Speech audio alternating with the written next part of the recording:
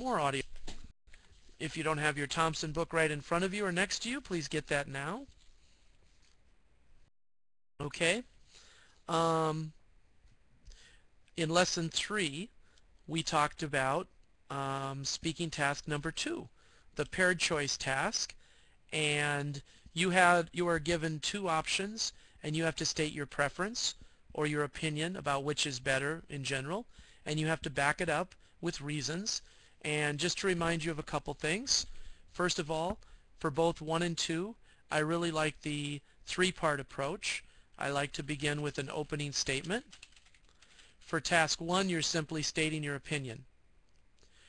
You know, the question might be, you know, where do you go to relax when you're feeling stressed? So the answer may be something like, when I feel stressed, I go out to my garden. When I feel stressed, I go to the gym and work out. It gets all of my, you know, then you talk about getting out your frustrations. You know, when I feel stressed, I go jogging at the beach. Very simple, very direct. Now, the opening statement for number 2 is a little bit more difficult, I think. So let me remind you of some of the ways that you can respond to in your opening statement to an example of task 2. Let me get my whiteboard out here and get out a little text box. Okay, and a little bit bigger.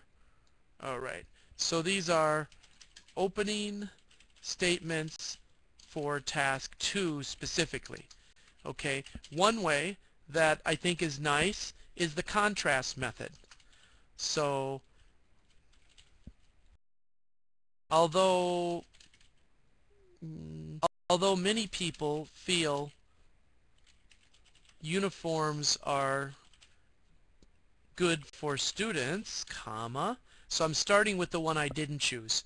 Although many people feel uniforms are good for students, I don't believe schools should mandate them, should force students to wear a school uniform.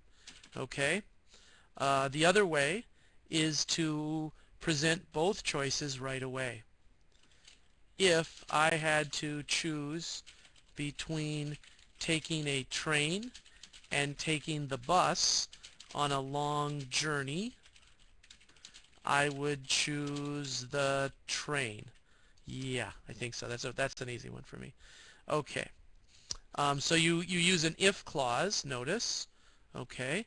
And then in your main clause you use would. We use would as a modal verb to form conditionals. Okay.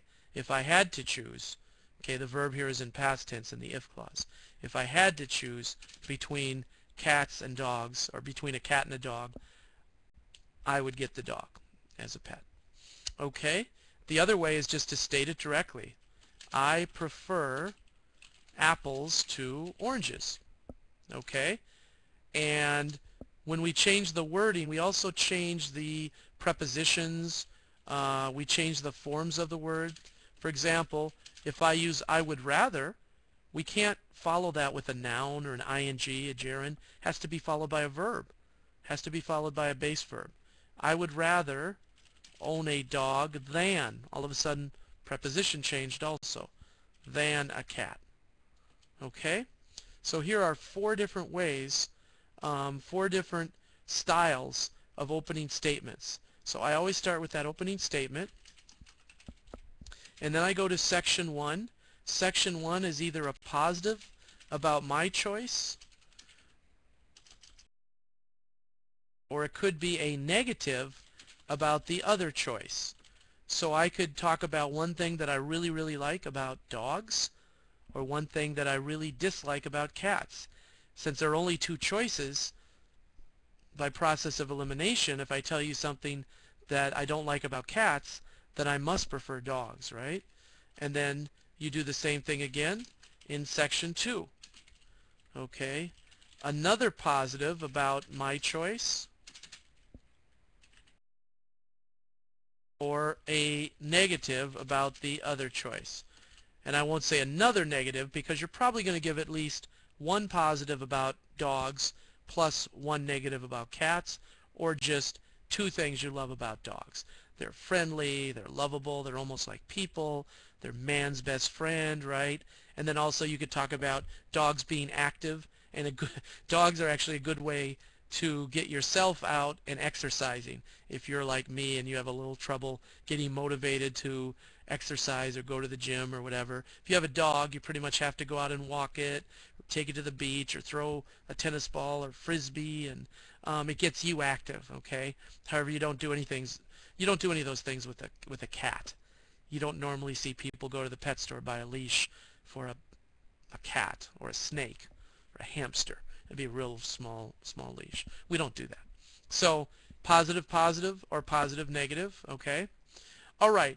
The other day I demonstrated some of my responses for question 1, and then you had some homework after lesson 3 for question 2, and I would like to look at some of those now, and I want to be able to demonstrate at least 1 or 2 of those for you, and then I would like to go back and I would like to demonstrate at least one more question 1, since we haven't done any of those since lesson 3, and we won't be focusing in on question 1 for quite a while until the end when we do a final review. As I said, next week we're going on to integrated speaking. Totally different. We're going to be reading passages, listening to lectures or people having a conversation, and then we're going to be doing mostly summary type speaking. So the good news is you don't have to come up with a lot of your own ideas. You have to be a good listener and note taker and reader and be able to say it back in your own words. The not so good news is some of these tend to be quite difficult. So I want to help make them easier for you and give you the structures and the patterns that might help you be successful on the integrated speaking tasks, numbers 3, 4, 5, and 6. Okay? But today we're still on question 2. So let's see. I asked you to do exercise 16.5 on page 431. I also asked you to finish up exercise 16.3, I believe, on or 16.2, the same questions. They're just emphasizing different skills. 16.2 on page 429. If you remember, we did 1 and 3, internet research versus university research, and mandatory uniforms versus let the students choose their own clothing. Okay, so I would like to start today or tonight with 16.5, page 431. Okay, let's take a look at these 3. And again, if you didn't get a chance to do your homework at some point before we go into next week's lessons so that you don't fall too far behind, I would like you to try each of these. Okay, and since we're reviewing, I will remind you, you have 15 seconds of preparation time, and you have 45 seconds of speaking time. So it's all over quickly in a minute. After you see the topic, you have 15 seconds to think about it, jot down some ideas. If you think of a really precise word, especially if it's a word that popped into your head but it wasn't in the question, I call those $5 words.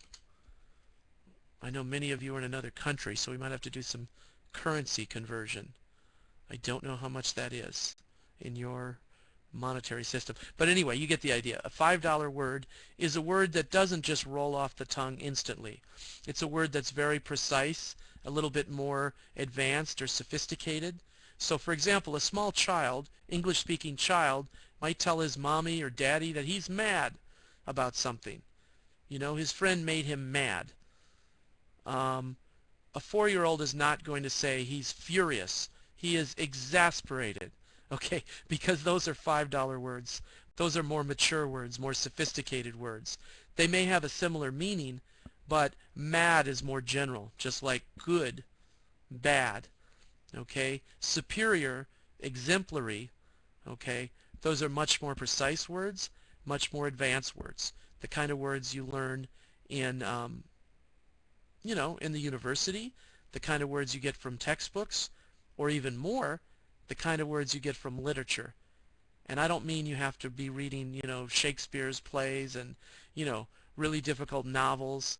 As I said before,